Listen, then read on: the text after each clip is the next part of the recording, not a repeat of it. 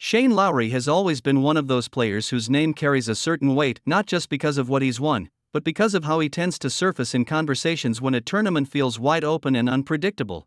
And heading into this week at PGA National, that's exactly where we find him again.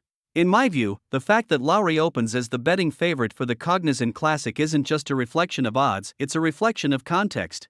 Form, course history, and timing are all aligning in a way that makes his presence at the top of the board feel less like hype and more like a logical outcome. Before we go deeper into what this means, if you enjoy golf coverage that goes beyond the leaderboard and tries to understand the dynamics shaping a tournament, make sure to subscribe to Daily Golf News and leave a like. It really helps keep this kind of analysis coming. From a purely competitive standpoint, Lowry's track record at PGA National is difficult to ignore. He's made the weekend every time he's teed it up here, and what stands out to me is the consistency, multiple finishes inside the top tier and rounds that rarely drift above par. That kind of stability on a course known for volatility isn't accidental, it speaks to a player who understands the demands of the venue. And in my analysis, that course fit matters as much as recent form. Lowry's game has always been built on control and adaptability, especially in windy conditions, which PGA National tends to produce. When you combine that with a solid start to the season, steady results rather than headline-grabbing finishes, you get the profile of a player who might not dominate the narrative, but quietly positions himself to contend. What I find particularly interesting is the psychological side of entering a tournament as the favorite in a field without overwhelming star power.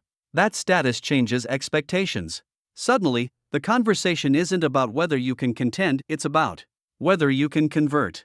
And that's where the story becomes more nuanced. Because Lowry's career has often lived in that space between elite consistency and sporadic victories.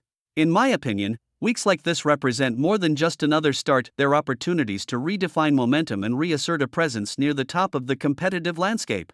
Looking at the broader picture, his favoritism also says something about the current state of the field. When a tournament leans toward openness rather than dominance by a single superstar, players with strong course history and reliable tee-to-green performance naturally rise to the forefront. Lowry fits that mold almost perfectly. But being the favorite doesn't guarantee anything, especially at a course that has built its reputation on unpredictability.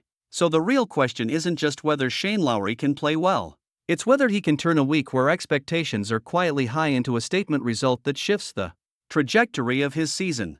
Do you see Lowry's position as betting favorite as a sign that a win is coming, or does PGA National feel like the kind of place where the chaos always leaves room for someone else to step in? And if you enjoy this kind of deeper, fan-to-fan analysis about what shapes tournaments before the first shot is even hit, make sure to subscribe so you don't miss the next breakdown. See you in the next one.